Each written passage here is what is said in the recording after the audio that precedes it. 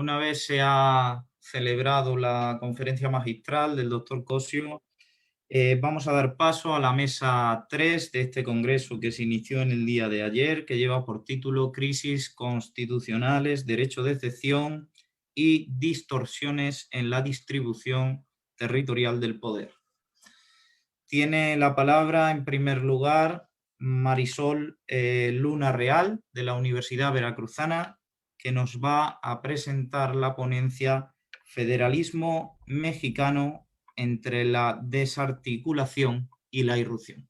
Tienes la palabra cuando quieras, Marisol. Gracias, muy amable, Sergio. Bueno, pues buenos días, México, buenas tardes, España. Realmente es una enorme carga continuar esta secuela del coloquio del Congreso después de tremenda faena que hemos tenido, y pues trataré de hacer lo humanamente posible decente. Entonces, en ese sentido, quiero comentar, bueno, algunas cuestiones del federalismo en nuestro país. México tiene muchas complicaciones, muchas situaciones que realmente problemáticas complejas que preocupan de enorme manera desde el punto de vista del derecho. El federalismo, su federalismo es una de ellas. Una fue la manera de su diseño de la Constitución de 1917 y otra la manera en la que a lo largo de las décadas ha ido mutando. Actualmente tenemos un federalismo de un entramado de alta complejidad y realmente disfuncional. Esto de la pandemia generada por el COVID-19 vino a evidenciar y a recrudecer realmente esta disfuncionalidad, pero también a recordarnos como un pendiente y como una necesidad, una reconfiguración, un replanteamiento para tener un nuevo federalismo. Aunque esto, por las condiciones en las que vive el país, no sé si sea posible. Me he formulado algunas preguntas detonadoras en términos generales, digamos, desde una perspectiva general de este federalismo, y preguntas específicas del federalismo, pero vinculadas a este proceso de pandemia que estamos viviendo. Las primeras de ellas en este contexto general, dos solamente.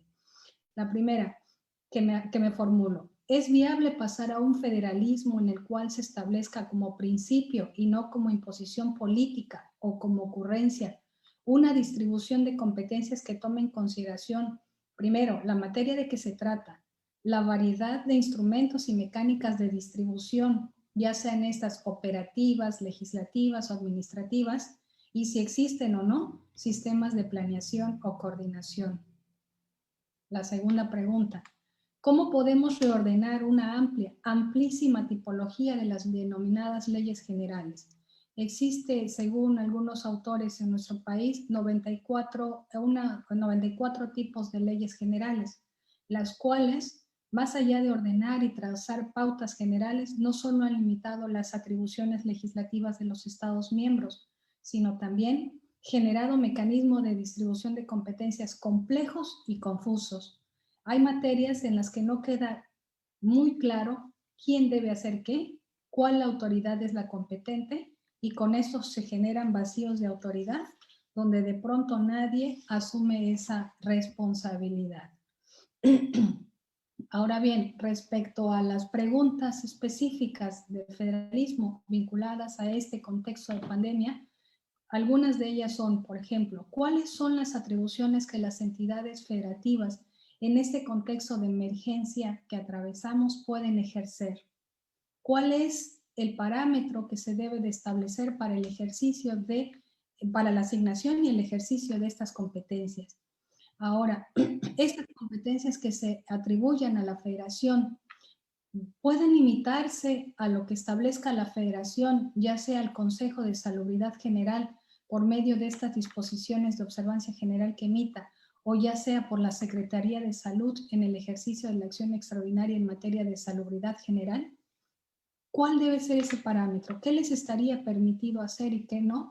¿Y cuál debe de ser el alcance de las atribuciones? La tercera pregunta en este mismo contexto: qué tipo de atribuciones y qué parámetros deben tasarse para señalar atribuciones al ámbito municipal en contextos de emergencias sanitarias o en contextos de desastres naturales de alto impacto a los municipios. Esto, desde luego, de conformidad a la capacidad institucional que cada uno de estos posea. Estas interrogantes, tanto en el aspecto general como en los aspectos específicos y en el particular por el aspecto específico, me surgen a partir de que considero que estamos frente a una verdadera desconstitucionalización, en el sentido de Weber Cagli, de estos principios y facultades que caracterizan a nuestro federalismo, que deberían de caracterizar al federalismo, ya sea porque la federación ha realizado un despojo de esas atribuciones a las entidades federativas, o sea porque las entidades federativas han entregado de manera consciente ciertas facultades precisamente a la federación. Y esto por carecer precisamente de capacidades institucionales para hacerlas. Por otra parte, y respecto a este ámbito general, estas leyes generales, estas complicaciones que se han derivado de esta, es debido a que, como ya lo decía, la tipología enorme que tenemos, algunas de ellas distribuyen competencias entre la federación, los estados o los distintos órdenes de gobierno. Otras establecen concurrencia en el ámbito de las propias competencias de cada orden de gobierno, por ejemplo, asentamientos humanos, equilibrio ecológico, deportes. Otras más disponen de bases de coordinación de facultades propias, por ejemplo, en materia de protección civil y seguridad pública. Algunas otras más constituyen bases de coordinación de facultades concurrentes, por ejemplo, el turismo. Otras fijan las bases de armonización y de homologación, por ejemplo, en materia de registro civil y público. Respecto a estas interrogantes en los aspectos específicos que he señalado, surgen derivados de algunas cuestiones en particular y solamente señalaré algunas. La primera de ellas, la inoperancia y rezago del Consejo de Salubridad General, que si bien se instaló, aunque de manera tardía, tal instalación no ha significado algo, dado que las decisiones más relevantes de cómo gestionar esa pandemia lamentablemente han sido otorgadas fundamentalmente al titular de la Subsecretaría de Prevención y Promoción de la Salud. Ni siquiera el secretario de Salud, sino a una subsecretaría en particular.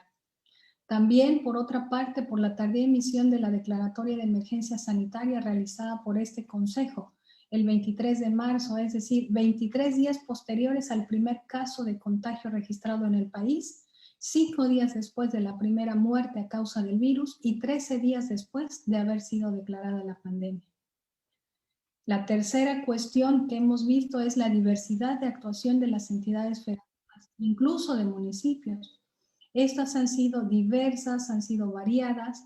Por ejemplo, las suspensiones de clases, muchas entidades lo decretaron antes que la propia federación. Las medidas sanitarias que han tomado las entidades federativas también han sido muy distintas y diversas a las que ha decretado la federación. El uso de cubreboca es un ejemplo de ellos.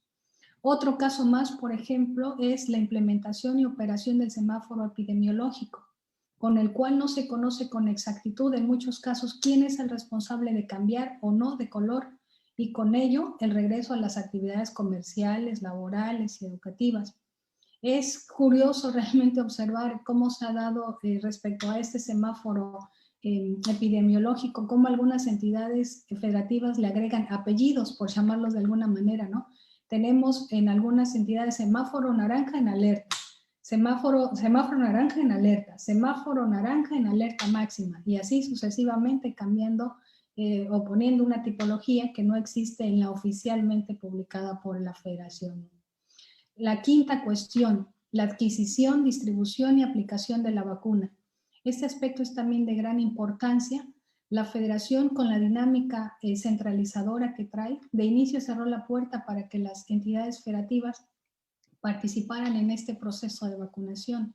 Pero más allá de eso, se está desperdiciando todo un sistema de vacunación eficiente, altamente probado por décadas, donde de pronto se observa un caos total, donde las entidades federativas y ya ni digamos los municipios no tienen una participación en la cual me parece deberían de considerárseles también. Y finalmente, por el tema que ha surgido de la denominada salubridad local.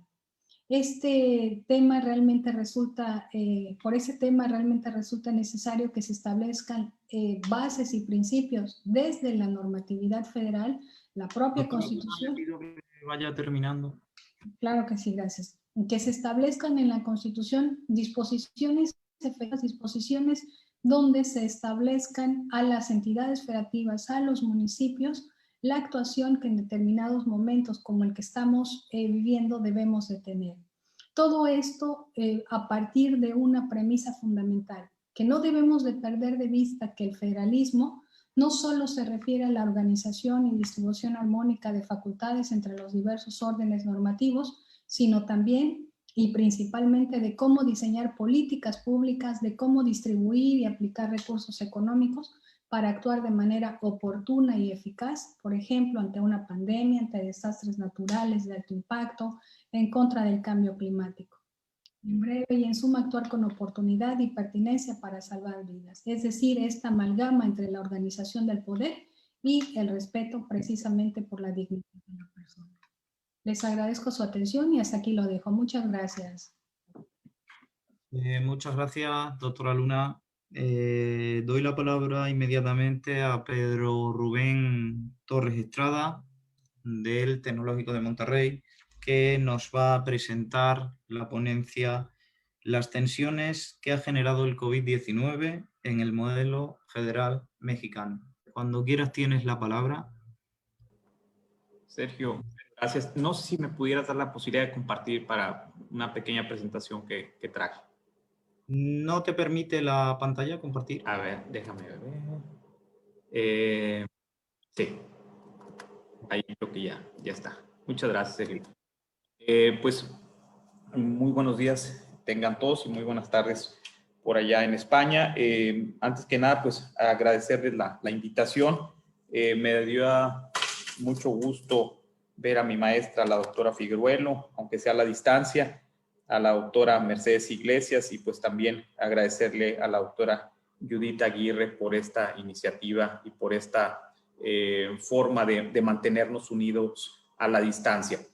Decirles que pues el tema que hoy me toca platicar con ustedes tiene que ver con las tensiones que ha generado pues el COVID, las relaciones entre centro y periferia en el federalismo mexicano, y no solamente en el mexicano, sino también lo hemos visto en el federalismo norteamericano, cómo tendrá que haber un replanteamiento. El doctor Cosío ya lo decía, después de que termine la etapa difícil y empiece la etapa de la reconstrucción, pues creo que también tendrá que haber una etapa de reconstrucción y reconfiguración de algunas instituciones, y evidentemente el federalismo no va a ser la excepción.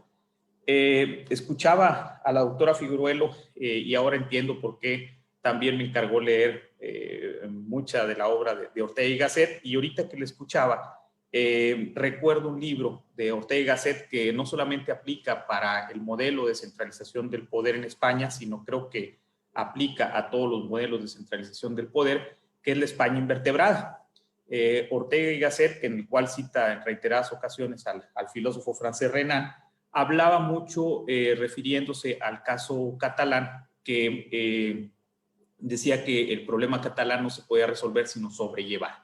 Y hacía una reflexión y decía que el problema catalán se acentuaba cada vez que había una crisis o un conflicto, ya fuera político o económico. Pues evidentemente creo que no solamente tiene que ver con el fenómeno catalán, sino creo que en los modelos federales, cuando hay una crisis política o económica, surge un replanteamiento de las instituciones. Y lo vemos comúnmente cuando ha habido nuevas constituciones, normalmente, o reformas importantes a las constituciones, vienen previamente aparejadas de una tensión, de una catarsis importante, ya sea derivada de una revolución, derivada de un cambio político importante, o también, como el caso que estamos viviendo, pues de una crisis sanitaria como la que estamos viviendo.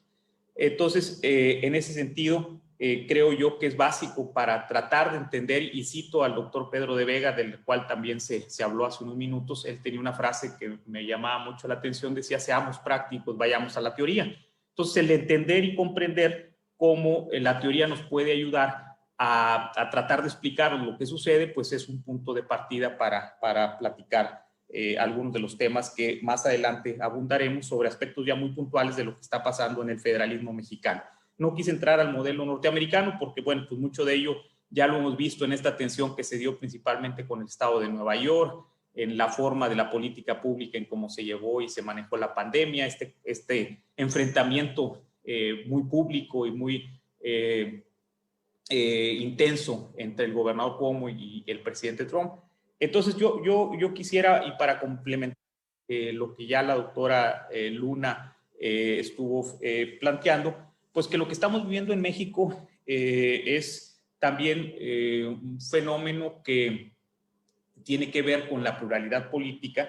Decirles que durante el siglo XIX, pues México tuvo una serie de complicaciones entre el centro y la periferia, pero pues tanto en el siglo XIX como en el siglo XX vimos la centralización del poder y vemos cómo esa centralización del poder viene a debilitarse con la alternancia en el 2000 del poder. Entonces vemos ahí cómo los gobernadores se conforman en una agrupación que se llama la CONAGO para ejercer un primer ejercicio de equilibrio entre centro y periferia, y principalmente para el tema del replanteamiento de cómo se repartían los recursos entre estados y federación. Esa etapa evolucionó, no llegó a la tensión que actualmente se encuentra.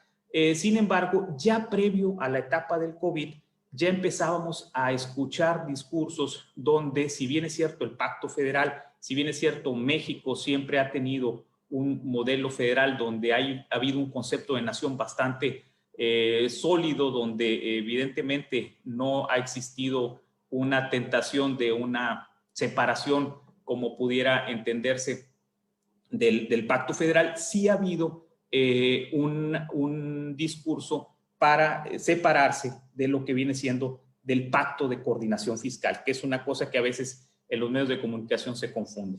El pacto de coordinación fiscal es un formato que los gobernadores, fíjense ustedes, en la Constitución mexicana no existe de manera clara una forma de cómo se tiene que repartir los recursos que se genera entre la federación, los estados y municipios. A partir de esta deficiencia constitucional que está enunciada muy abierta, se tuvo que generar un pacto de coordinación a través de unos convenios de coordinación para decir cómo se iba a repartir esos recursos que los estados y municipios, principalmente los estados, le ceden a la federación, y se hace una bolsa federal participable, y a partir de ahí, y con unas fórmulas que están en esa ley de coordinación fiscal, se va repartiendo.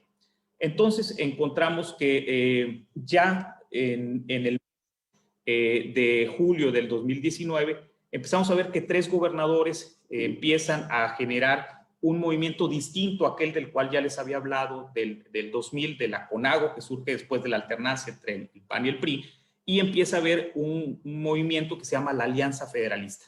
Esta Alianza Federalista surge, como ya les decía, con los gobiernos de Coahuila, Tamaulipas y Nuevo León.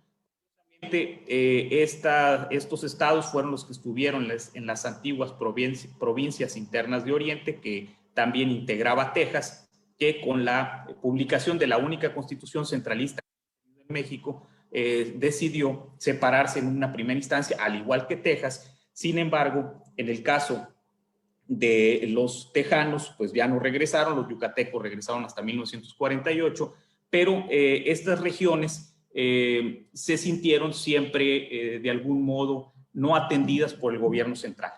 Si ustedes revisan los discursos, no solamente de los tejanos, sino también de esta parte de México, que en algún momento me ha tocado estudiar, son muy similares a los que actualmente se da en los políticos de esta región y de otras regiones en México. Es decir, te mando dinero y no me regresas lo que considero que me debe corresponder.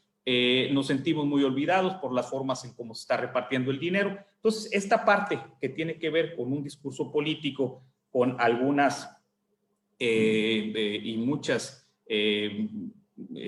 argumentos que pueden ser atendibles, ha ido evolucionando y vamos a ver cómo ya en marzo del 2020, pues empieza... No puedo, vaya terminando. Sí, perfecto, 2 minutos más. Surge la alianza a raíz de la crisis del COVID. Aquí ya vemos un enfrentamiento, ahora sí puntual, sobre la política pública puntual del COVID. Luego, en septiembre del 2020, pues ahora sí empieza ya un planteamiento contra el Pacto de Coordinación Fiscal. Y bueno, en diciembre de 2020, estos estados miembros de la alianza, Nuevo León, plantean ahora sí generar una consulta para decir si quieren estar en el Pacto de Coordinación Fiscal, ojo, no en el Pacto Federal. Casi que termino pues con algunas notas que creo que pueden ser muy ejemplificativas de lo que estamos hablando, como la seguridad fue y la financiación, la tensión entre gobernadores opositores. La Alianza Federalista propone destinar este dinero para la reactivación económica. No quisiera abundar, ya vemos cómo esto de lo que ya les hablaba, de la consulta, el mismo gobierno de Jalisco ya habla de una revisión sexenal también del Pacto de Coordinación Fiscal. Y bueno, pues yo quisiera terminar diciéndoles que evidentemente después de esta etapa tan intensa y tan compleja que estamos viviendo, evidentemente tendrá que haber una nueva convención hacendaria, porque de lo contrario correríamos el riesgo de que los particularismos, aquellos a los cuales Renan se ha referido, empiecen a surgir en México, y esto puede ser una complicación de algo que siempre nos ha enorgullecido, de este concepto de nación que siempre nos ha cuestionado a todos como mexicanos. Muchas gracias a todos y quedo a sus órdenes. Muchas gracias, doctor Pedro. Tiene la palabra ahora para presentar su ponencia el doctor Arturo Centeno Valencia, con la ponencia ¿son constitucionales las restricciones de derechos humanos por las autoridades locales? Hola, buenas tardes, Sergio. También siguiendo las mañas de mi profesor Pedro Torres, voy a molestarlos con una presentación que traigo preparada, y también agradecerles a todas las personas, pero sobre todo también a mi profesora Mercedes por la invitación a este congreso. Vamos a entrar de lleno para aprovechar los tiempos. Creo que hoy este ejercicio de que nos tiene hablando de COVID es un ejemplo práctico de la crisis constitucional o la crisis del federalismo que está viviendo México, ¿no? México ha evolucionado mucho en la distribución de materias de un federalismo dual a un federalismo cooperativo, ¿no? Cada vez tenemos una gran mezcla entre los poderes. Por ejemplo, vamos a ver, ahorita podemos hablar de materias exclusivas federales, de materias exclusivas locales, pero cada vez esas son menos las de los estados, más las de las federaciones, pero las materias concurrentes, vamos a tener como 15 diferentes tipos de combinaciones entre las leyes bases, entre los de repartición de competencias. Entonces, el sistema, como lo ha dicho la doctora Marisol y el doctor Pedro, se ha vuelto hipercomplejo, ¿no? Hay que entrar a estudiar materia por materia, inclusive subdividir la materia para poder entender quién es el competente. Pero esta migración de un federalismo cooperativo en materias no se ha visto reflejado en la migración de los mecanismos de coordinación. Hoy el Consejo de Salubridad, del que tanto hemos hablado en estas últimas fechas, es un claro ejemplo. Es un consejo sin representación estatal real, ¿no? Tiene 4 vocales y el de la Ciudad de México, pero son vocales que nada más pueden emitir opiniones porque tienen derecho de voz y no de voto. Este tipo de mecanismos deficientes en cuanto a coordinación ya de un federalismo cooperativo incluyente de los estados es lo que nos lleva a tener hoy una alianza federalista que comentaba el doctor Pedro, pero también anteriormente tener una CONAGO como un mecanismo de presión no institucionalizado y relegar a los estados y a los gobernadores a ejercer mecanismos de control casi sociales, ¿no? Bajo ACES. Entonces, eso es lo que vamos a hacer, intentar hacer en estos 10 minutos, hacer un encuadramiento a la materia para entender si los estados son competentes o no son competentes para expedir las medidas de restricción que tenemos. En este sentido, vamos a utilizar una fórmula o un juicio que utiliza la Suprema Corte, que es la transgresión de la división funcional de la competencia.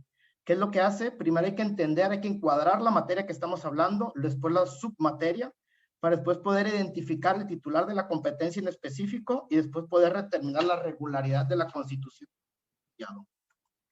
¿Qué acto tenemos que analizar o qué es lo que me interesa a mí en este momento? Es estudiar las medidas abstractas y generales para la prevención y control de la enfermedad grave de atención prioritaria generada por el virus COP2 expedidas por los gobiernos estatales.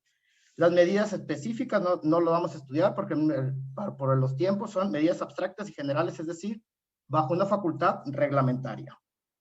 ¿Qué es lo que tenemos? En la Constitución nos reconoce dos formas de restringir o de suspender derechos, o por lo menos eso nos quieren hacer, pudiéramos entender. El artículo 29 del estado de excepción, donde podemos restringir todos los derechos. Esa restricción es viable para todos los derechos y en esta materia también, ¿no?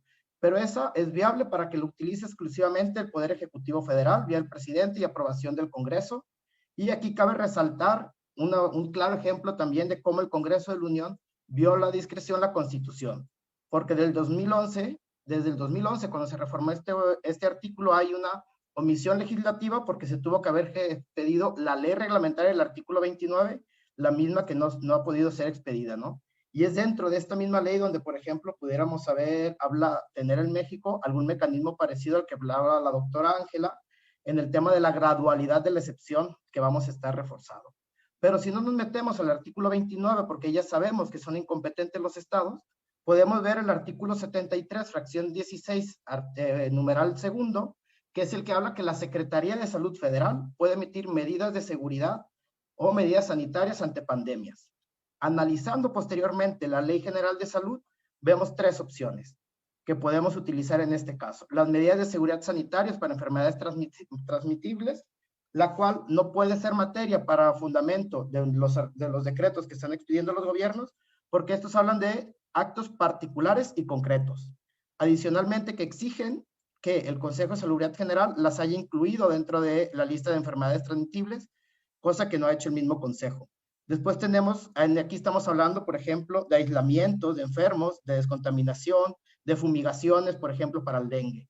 También tenemos medidas de seguridad sanitarias, también son actos particulares, pero que se aplican con un procedimiento administrativo, es decir, ya por una violación que se ha cometido.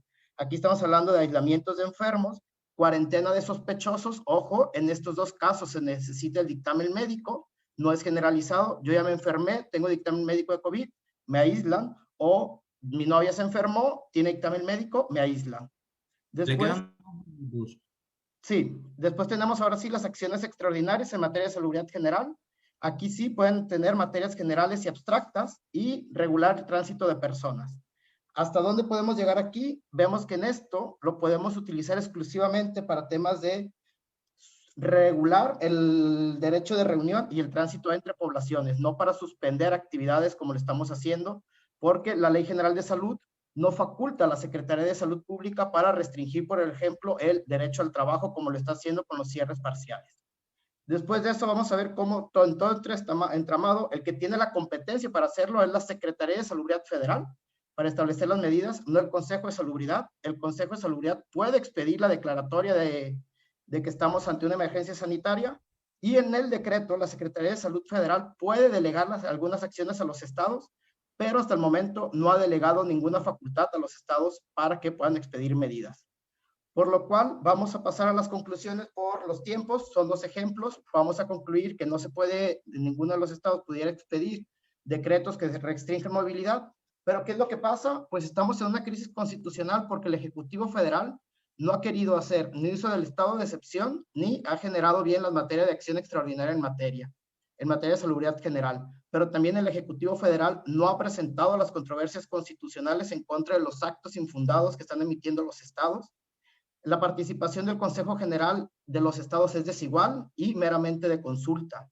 ¿Qué es lo que podemos hacer para evolucionar? Hay que migrar la coordinación a un federalismo cooperativo, como lo estamos haciendo en la distribución de competencias, como igualando la participación de los estados en el Consejo de Salubridad General y haciéndola decisoria, que tengan capacidad de voto y no solamente capacidad de opinión. Y claro, en el tema de estos estados de excepción que tenemos, urge cumplir con la expedición de la ley reglamentaria del artículo 29. Sé que hubo una iniciativa ya por el 2012 que fue muy controversial, no pasó, pero al fin y al cabo el Congreso de la Unión tiene un mandato del Poder Revisor para que expida esta ley que nos hubiera podido ayudar a poder controlar mejor esta forma o este estado de excepción que estamos viviendo.